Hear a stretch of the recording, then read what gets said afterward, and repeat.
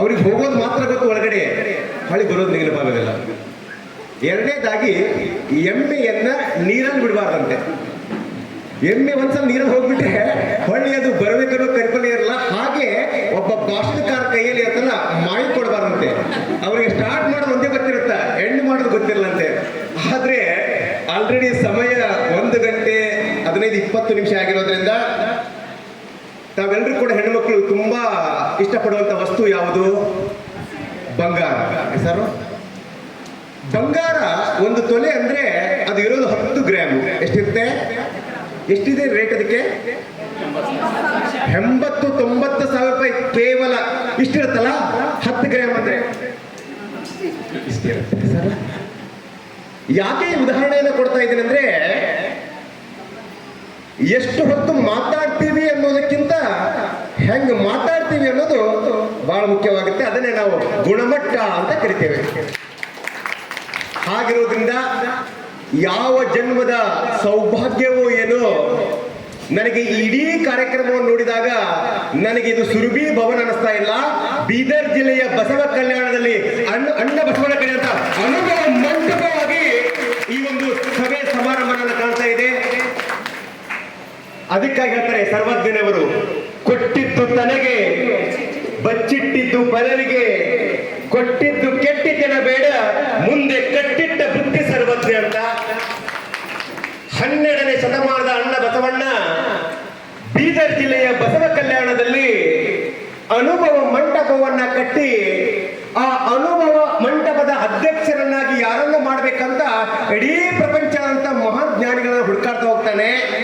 ಯಾವ ಜನ್ಮದ ಸುದೈವವೇನೋ ಮಲೆನಾಡಿನ ಹೆಬ್ಬಾಗಿಲು ಅಂತ ಕರೆಸಿಕೊಳ್ಳುವಂತ ಶಿವಮೊಗ್ಗ ಜಿಲ್ಲೆಯ ಅಲ್ಲಮ ಪ್ರಭುಗಳನ್ನ ಆ ಒಂದು ಅನುಭವ ಮಂಟಪದ ಅಧ್ಯಕ್ಷರನ್ನಾಗಿ ಮಾಡ್ತಾರೆ.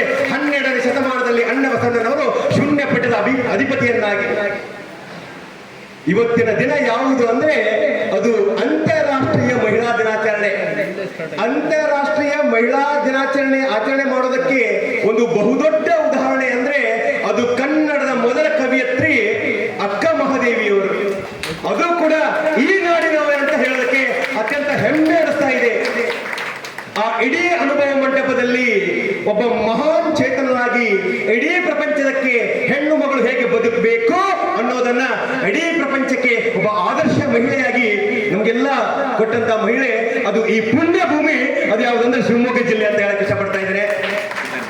ಇನ್ನೊಂದು ವಿಶೇಷ ಏನಪ್ಪಾ ಅಂದ್ರೆ, ವೇದಿಕೆ ಮೇಲೆ ಕುಳಿತಂತಹ ಶೈಲಾ ಮೇಡಮ್ ಆಗಿರಬಹುದು, ಪಕ್ಕದಲ್ಲಿ ಕುಳಿತಂತಹ ಮೃತ್ಯುಂಜಯ ಅಣ್ಣನವರಾಗಿರ್ಬೋದು, ಇವರಿಬ್ಬರು ಕೂಡ ಅಂತೆಲ್ಲ ಅಕ್ಕ ಮಹಾದೇವಿ ವಂಶತ್ವ ಅನ್ನೋದಕ್ಕೆ ನನಗೆ ತುಂಬಾ ಸಂತೋಷ ಅನಿಸ್ತಾ ಇದೆ.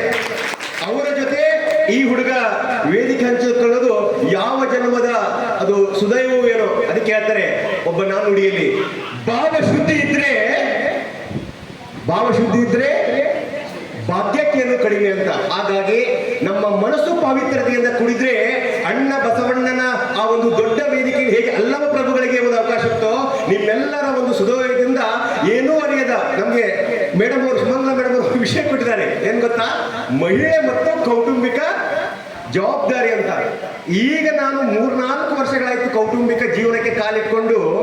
ಇವರೆಲ್ಲರೂ ಕೌಟುಂಬಿಕ ಜೀವನವನ್ನು ನೋಡಿ ಸಂಧ್ಯಾ ಕಾಲಘಟ್ಟದಲ್ಲಿರುವಾಗ ಏನೂ ಅರಿಯದ ಮಗುವಿಗೆ ಅದು ಹೇಗಂದ್ರೆ ಅಭಿಮನ್ಯುಗೆ ಎಲ್ಲಿ ಚಕ್ರವ್ಯೂಹದಲ್ಲಿ ಬಿಟ್ಟಾಗ ಆಗ್ಬಿಟ್ಟಿದೆ. ನನಗೆ ಏನು ಮಾತಾಡ್ಬೇಕಂತ ಅರಿವಾಗ್ತಾ ಇಲ್ಲ. ನನಗೆ ಸುಮಾರು 15 ದಿನಗಳಿಂದ ರಿಸರ್ಚ್ ಮಾಡ್ತಾ ಇದ್ದೇನೆ. ಯಾಕಂದ್ರೆ ನಮ್ಮ ಮುಂದೆ ಕುತ್ಕೊಂಡಂತಹ ಅಂಗಡಿ ಜಗದೀಶ್ ಅಣ್ಣನವರು ಇತ್ತೀಚೆಗೆ ನಡೆದಂತಹ ಒಂದು ಮಂಗಳ ಭವನದಲ್ಲಿ ಒಂದು ಮದುವೆ ಕಾರ್ಯಕ್ರಮ, ಅದು ಯಾವುದಂದ್ರೆ ವಿಶೇಷವಾಗಿ ಶರಣೆ ವಚನಶ್ರೀ ಮತ್ತು ಶರಣ ಶರತ್ರವರ ಒಂದು ಮದುವೆ ಸಂಬಂಧ ನಡೆಯುವಾಗ ನನ್ನ ಆತ್ಮೀಯ ಸ್ನೇಹಿತ APJ ಅಬ್ದುಲ್ ಕಲಾಂ ಅವರು ಒಂದು ಮಾತು ಹೇಳ್ತಾರೆ, good book is like a good friend